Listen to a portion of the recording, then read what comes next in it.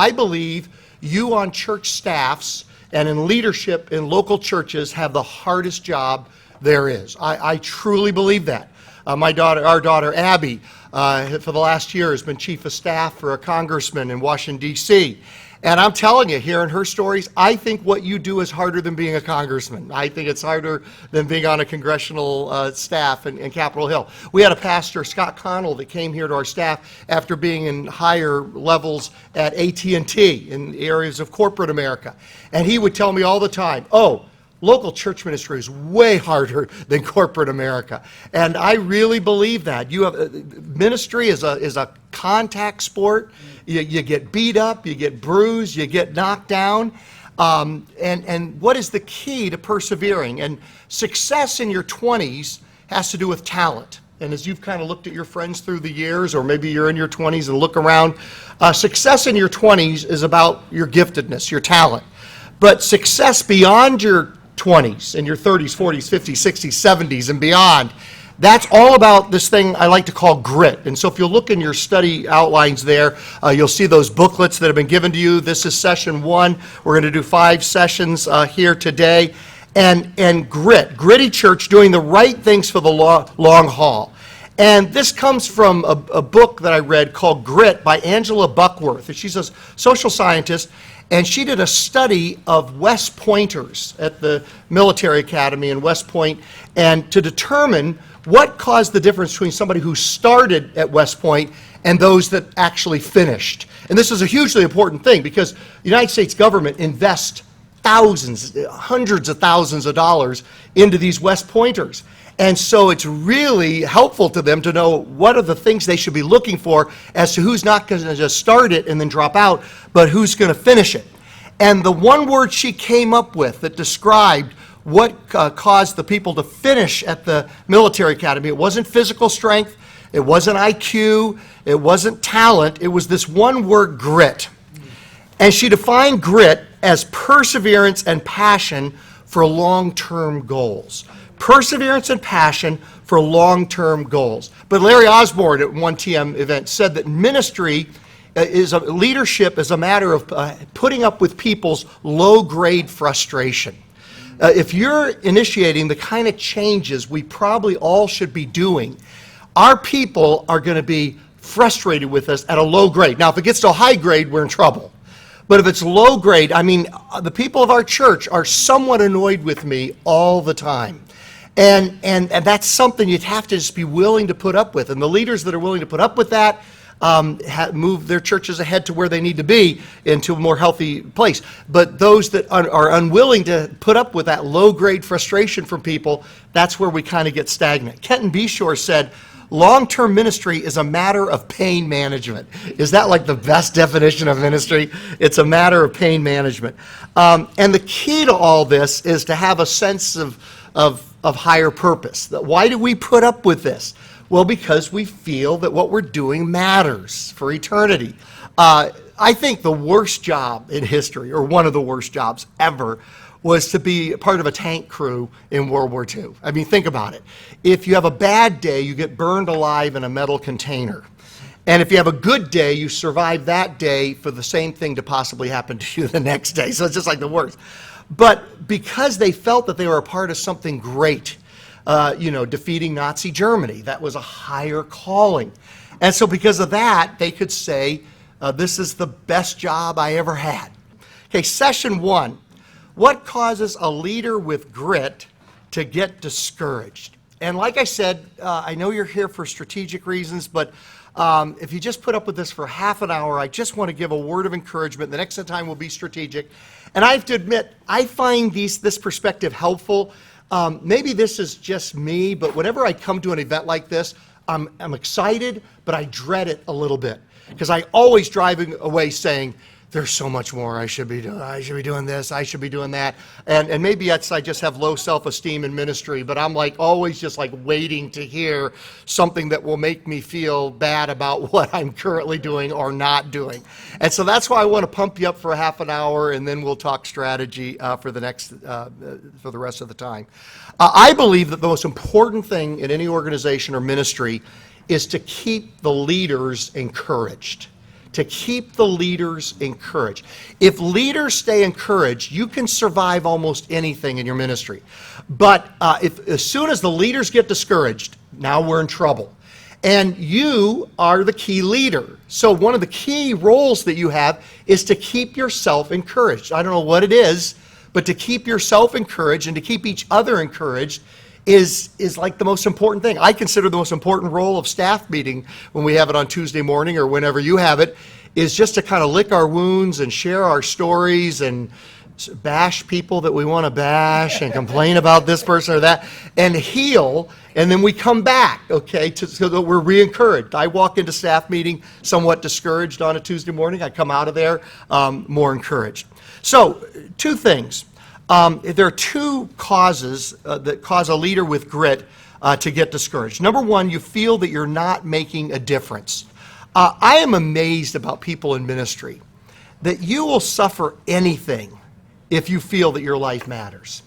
If you feel like you're making a difference, I've seen leaders put up with criticism from people that's just so unfair and so harsh, fatigue, personal attacks, loneliness.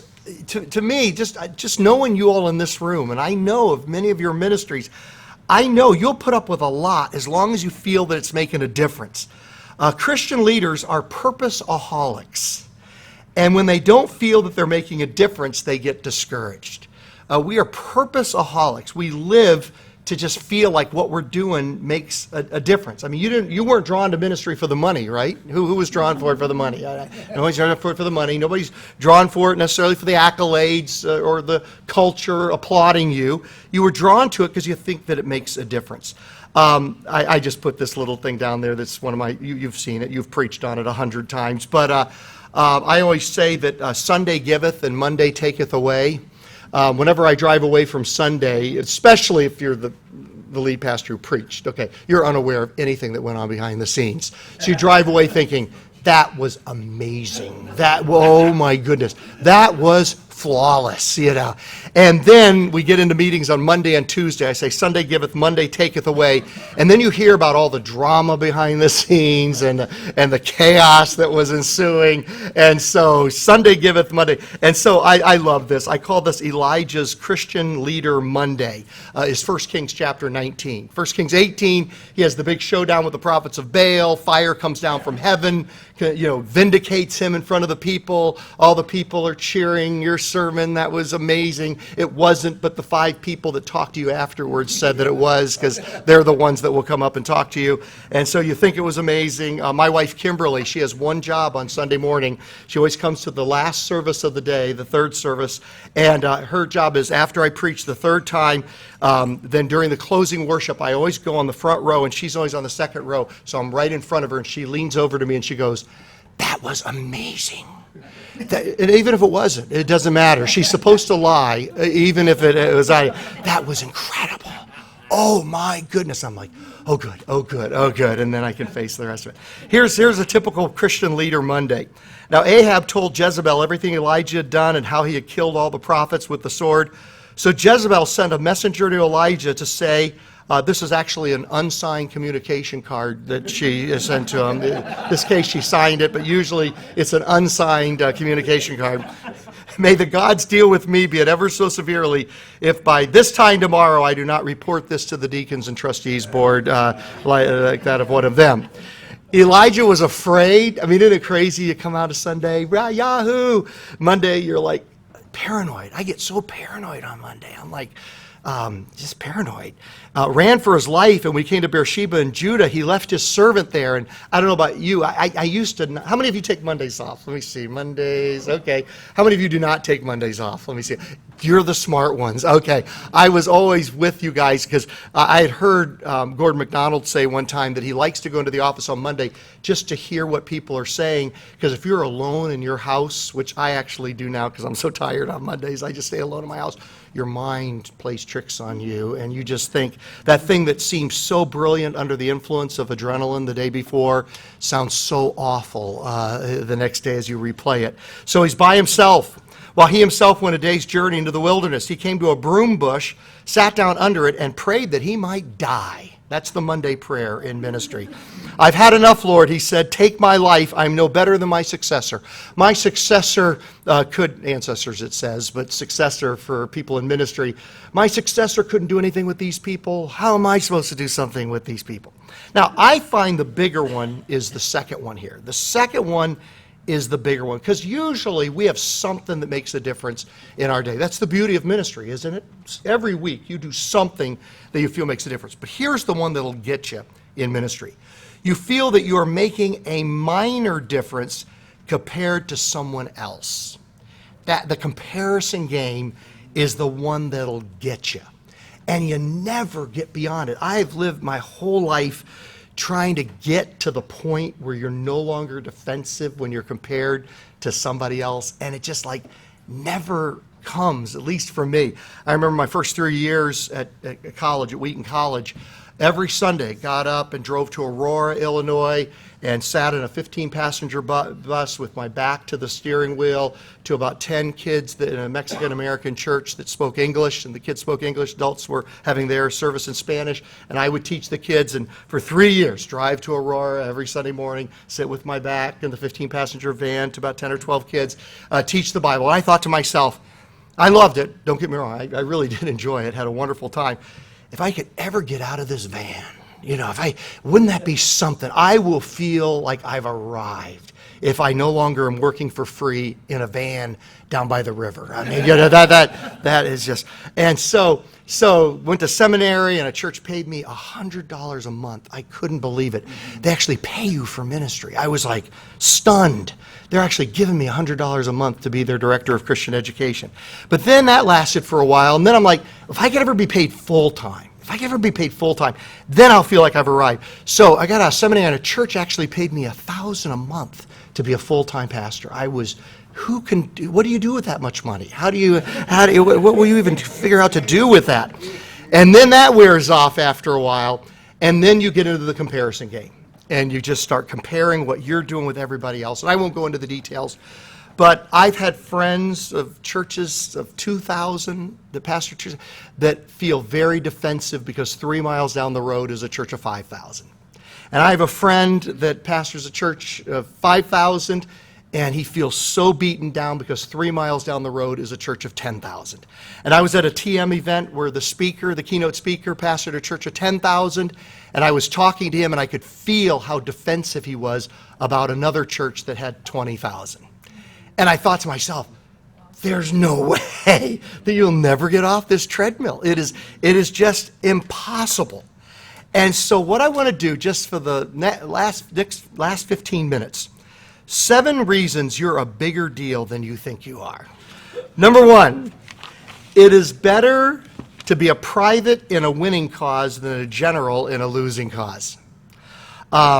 It's better to be a private storming the beaches of Normandy than to be one of Hitler's generals at Nuremberg, at the Nuremberg trials.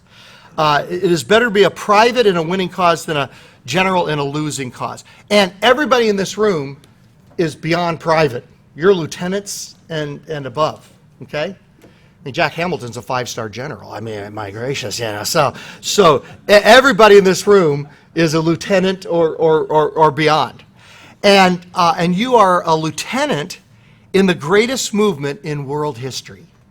And I know this is just weird, but this is the kind of stuff that gets me up out of bed in the morning. I know it seems strange. I'm just sharing stuff that motivates you. And Pastor Lisa has us going through as a staff Enneagrams. Anybody doing Enneagrams lately? Okay. Any of you doing that? Anybody doing that? Okay. Anybody a 3? Anybody a 3?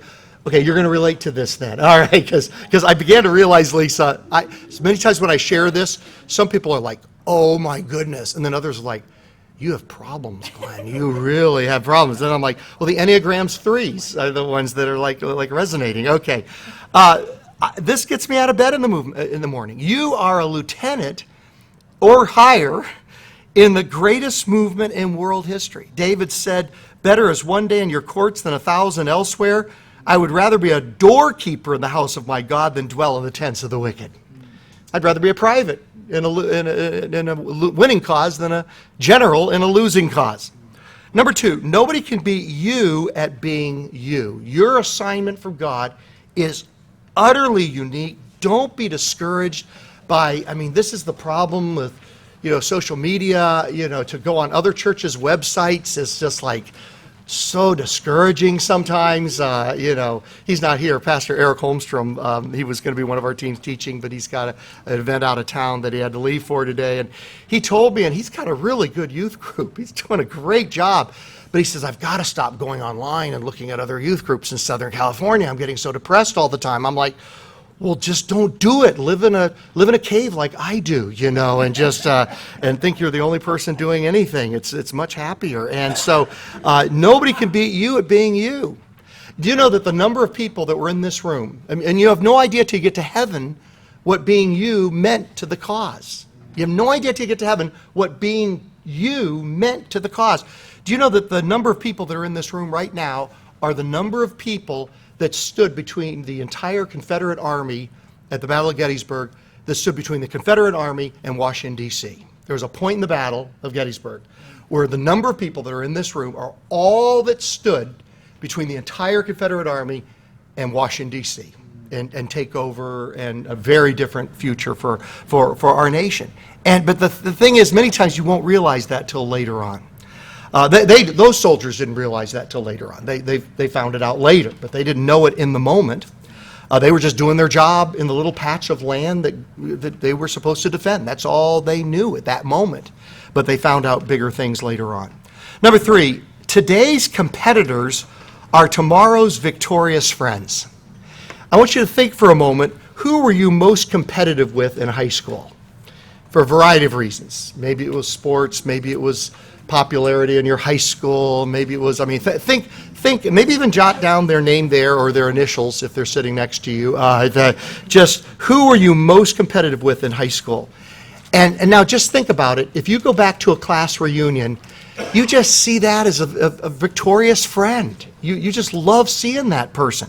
When you get to my age, you're just so glad to be alive to go to the class reunion. You're like, what? I thought you were dead. What are you doing here? So you're the people you were so competitive with. I think of people I was so competitive with earlier on.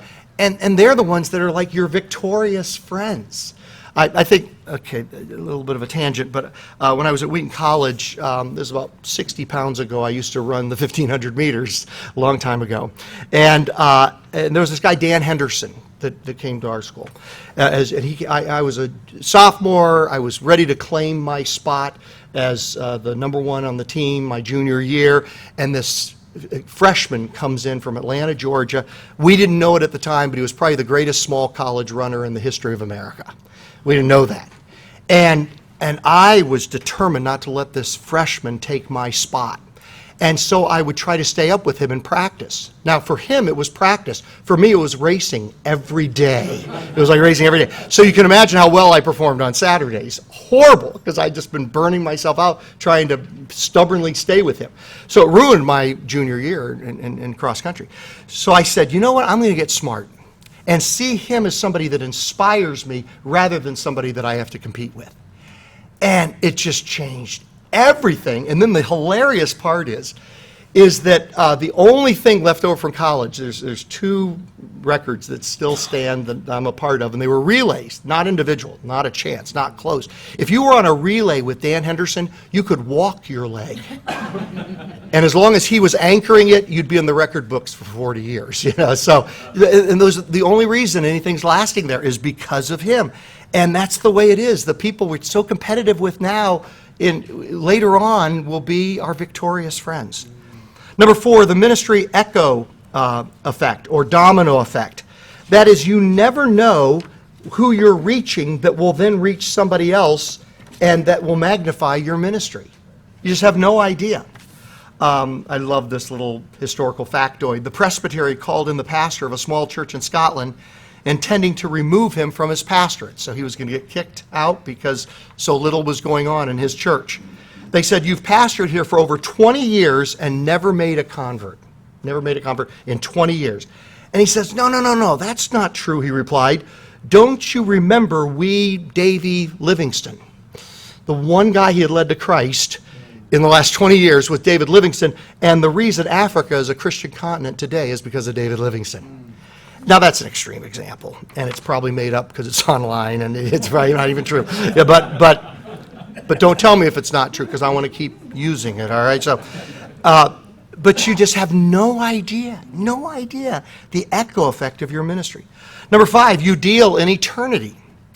Francis Chan said, our great fear should not be of failure, but of succeeding at things in life that don't really matter.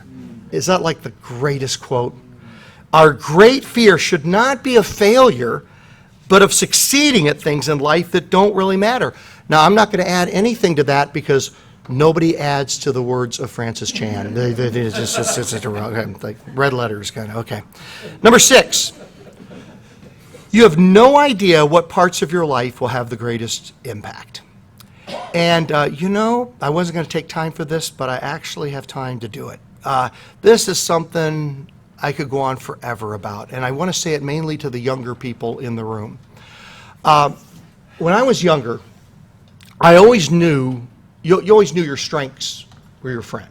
Okay, your strengths, can get things done. You liked your strengths. But the biggest surprise of old age, right, the biggest surprise has been how God uses your weaknesses as well as your strengths. And the hard things in your life as well as the things that are going well.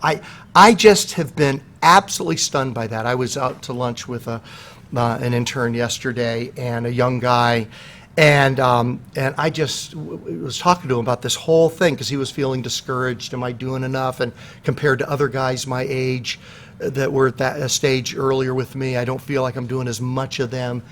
And I just began to recite a million of these things. But let me just give you a couple so that you can relate to it. I could leave it theoretical, but let me just think right now. What is it in your life that you think, if that thing wasn't there, I could do so much more for God? I mean, if that thing were different, I could do so much more for Him. What is that thing?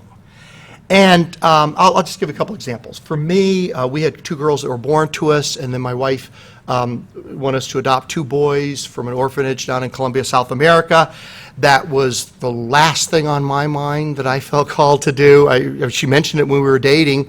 I thought it was just a youthful fad, and so she mentioned it during dating, and I want to keep dating her, so I'm like, are you kidding me? That's been my life dream as well. That's been my dream. We must be soulmates. Let's get married, And so after we had our second daughter, standing there in the hospital, and she goes, okay, we're going to go get our boys now. And I'm like, gosh, it wasn't a youthful fad. She's actually going to go through with this thing. And so we went down to Colombia and adopted these boys. Our girls were 4 and 5. The boys were 7 and 8. And one of the boys had severe health problems, had a colostomy bag when we adopted him, had Hirschsprung's disease, and had about 30 surgeries when he was with us. And I just remember thinking, my life is over right now. I kissed my life goodbye. I remember being in the men's room for the first time with him and helping him do his colostomy bag, and I'm like, this is not me. This is not me at all. This is going to hold me back in ministry. Oh my goodness. Okay, I'll do this because I love my wife and she supported me in my ministry dream, so I'll support her in this dream. Oh my goodness. It's ended up being the greatest thing in my life. Just put him on the plane. He and his wife, they're missionaries in Peru, married a Peruvian doctor, and they're missionaries in Cajamarca, Peru. Just the most awesome thing. I thought at the time, I can still minister, but it just won't be as much because of this thing in my life. And the thing, God turned it around to good, and it actually has enhanced that ministry. And you can just, and in your church, what is the thing about your church that you think if it were just different, you could do so much more? I'm going to actually share this one as well. And I was worried about sharing it because I don't want this to come off as braggadocious. I just really want to just speak to the young you and say, hey, that thing right now you're just feeling like, it's holding me back. God could actually be using that for greater things. So, for example, I will confess, and the rest of our staff probably haven't struggled with it. Well, a little bit, but mainly me, because I'm a head case. But we've had a wonderful time, like Doug said, here in Pomona. We've had a wonderful time. And it's been a great blessing. And you're going to want to throttle me by, in any way, whining to the Lord about this. But I always would whine to the Lord thinking, yeah, but we could do so much more if we were somewhere where there's explosive growth. And I drive the 15 freeway up to see my friends in Victorville. And by the way, there's a Cracker Barrel in Victorville now. And so there's more reasons than even High Desert to drive up to Victorville. And so I'd look out over all the tract homes of Fontana and Rancho, just as far as the eye could see. I'd say, oh, Lord, if we were in the middle of that, now, oh my goodness, we could do some stuff, and it just whine to the Lord for like 25 years. I'm embarrassed to say, whine to the Lord. And then lo and behold, a year ago, we find out that Fuller Seminary is moving across the street from our church. And like, are you kidding me? The ministry opportunities that's going to bring.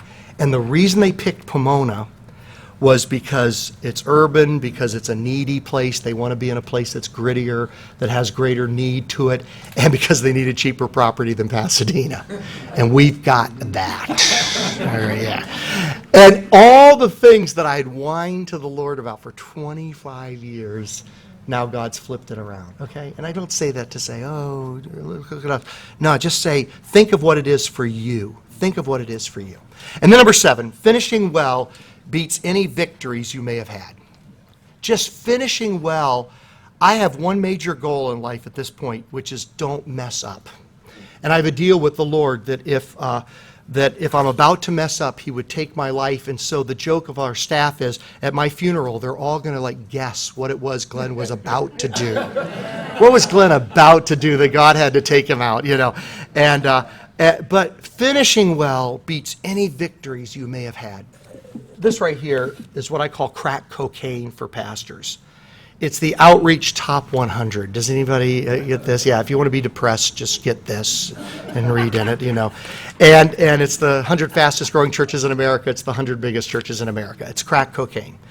And you just think, man, if you could ever get your name in here, okay, then you would feel good about yourself. Then you'd feel, yes, you've made it. And Chris Brown, who was with us for 10 years, and now he's pastor down at North Coast, he was going to speak at our church. So I wanted to brag about him, about how much North Coast has grown since Chris has been there. Nothing to do with Larry Osborne, 100% to do with Chris Brown. And so I was looking through old ones of these, not the current one, old one of these, to see what it was when he came to North Coast, what it was now. And as I flipped through and read the names from an old one of these, oh my goodness, there's a lot of people not finishing well. And as I went through the list, I'm like, well, I wouldn't want to be him.